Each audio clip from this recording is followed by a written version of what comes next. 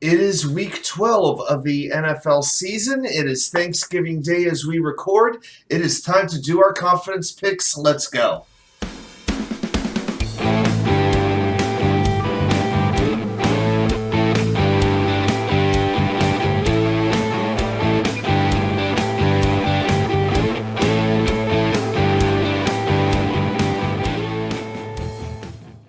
And welcome back to New York Sports WickerMedia. I'm Watsu-K99. Thank you, as always, for taking the time to watch these videos. As it is Thanksgiving Day as I record, I want to send a very special thank you to all of you who have taken the time to watch these videos, who have subscribed to the channel. It means a whole lot to me that you take time out of your day to watch my content. Thanks so much. I look forward to making more and more videos for you as time goes by. Okay. Let's talk about the confidence picks for this week. Now, before we get to this week, we're going to talk about last week. Let's take a look at where we are. In week 11, we picked 14 games. We went 11-3. Did really well. 11-3 out of 105 possible points. We scored 87. And for the season, we have a record of 104 up and 59 down. That's 827 points total. To put that in perspective amongst all players, we are in the 95.7% bracket. That is the highest we have ranked all season long. So, after a rough start to the season, we just keep improving, and now we're at 95.7, and hopefully we are still going up. Okay, so let's take a look at this week's games. So we have 16 to pick, so we're going to pick not against the spread. You know what we do on this show. We pick winners.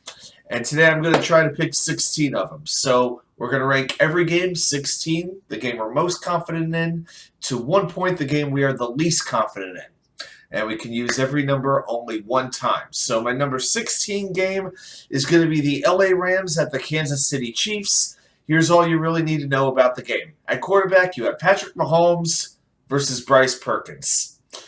I'm leaning towards Mahomes. That's the lock of all locks.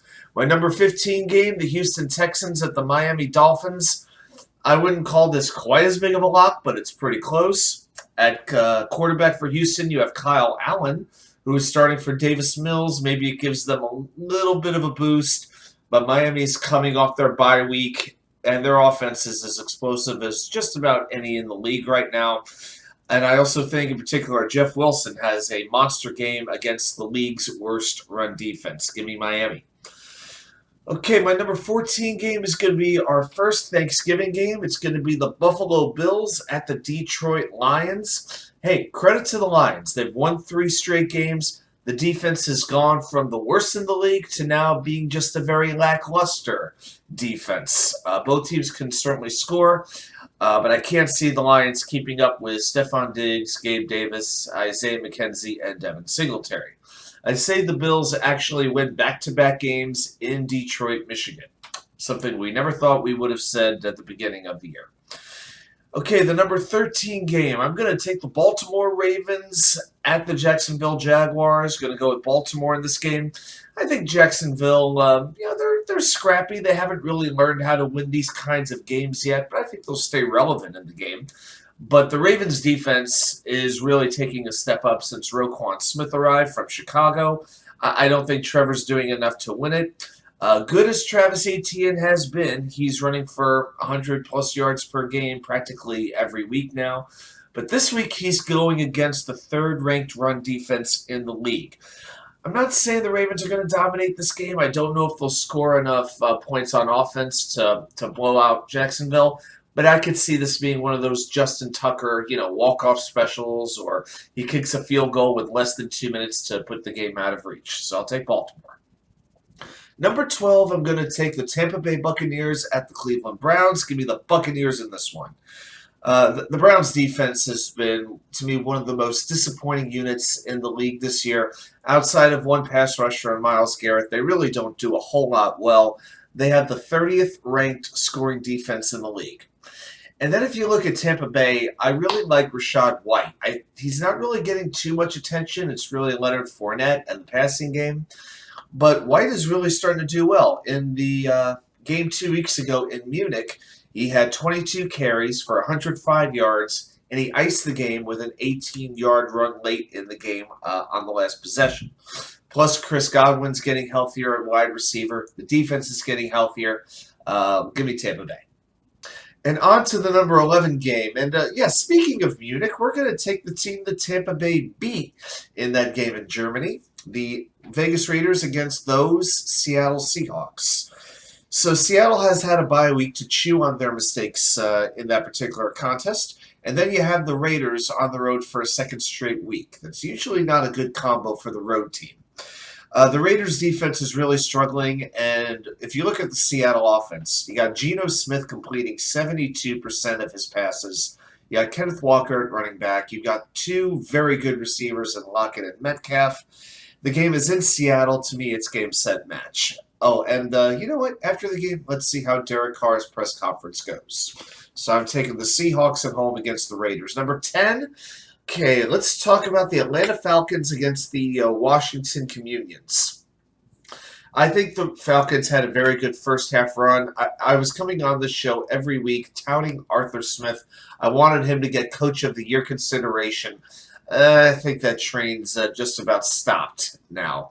It was a nice first half story. I don't see Atlanta stopping the Washington defense, especially when you add the likely return of Chase Young to that Washington defensive line. So to me, without Kyle Pitts playing tight end as well, you take away another weapon from the Atlanta offense. The Washington's won 5 of 6 games this year. I say they make it 6 out of 7. Give me Washington. Number 9, the Green Bay Packers at the Philadelphia Eagles. Well, tough call on this one. The Packers seem to be getting a few things right after a very extensive losing streak. The Aaron Rodgers to Christian Watson connection is buzzing.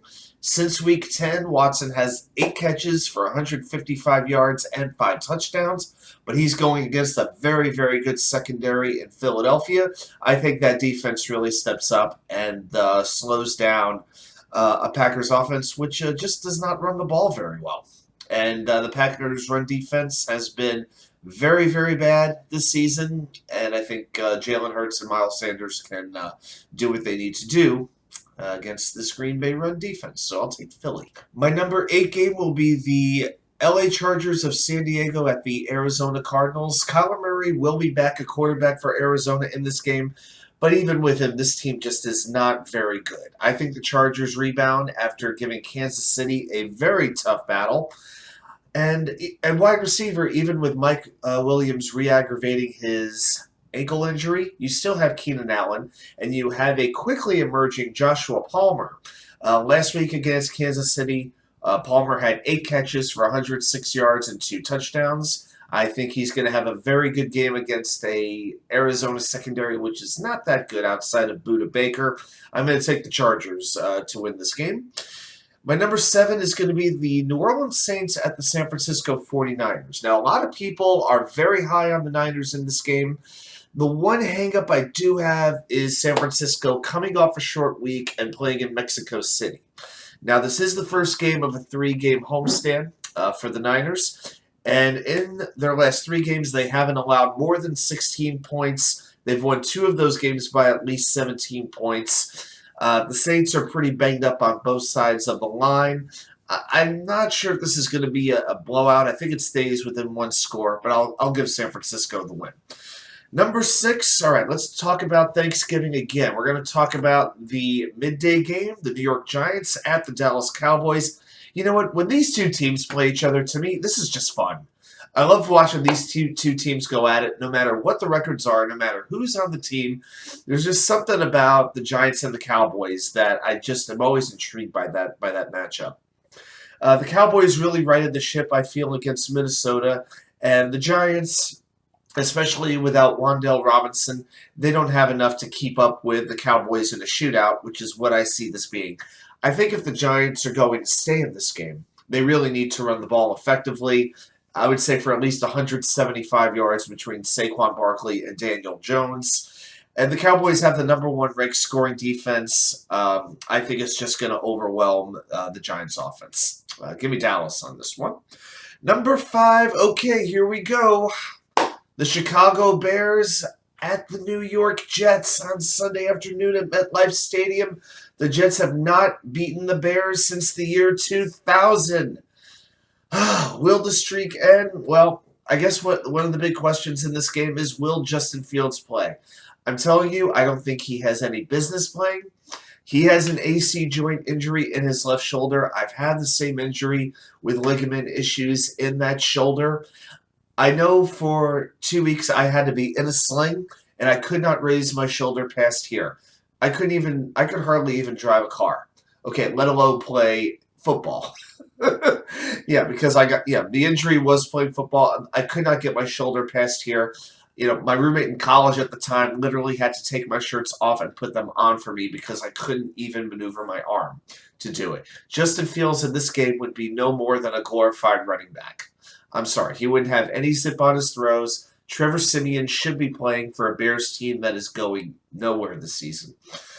And I think the Jets running game can really get going. I want Michael Carter and James Robinson to have a big game against the 29th ranked run defense. And since the Bears traded away Robert Quinn and Roquan Smith, they are averaging 35 points per game allowed. I don't care who the quarterback is, Mike White, Zach Wilson, Chris Streveler, they could get Browning Nagel out of retirement, and the Jets should still score points against the Bears. Give me the Jets. Number 4, the New England Patriots at the Minnesota Vikings, our last Thursday game.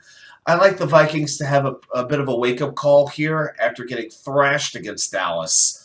Now, New England, for all the games that they've been winning lately, they're still struggling on offense. They have the 20th ranked scoring attack, and they're 25th in total yards. Let's see if Bill Belichick can actually take away Justin Jefferson. It's gonna be intriguing.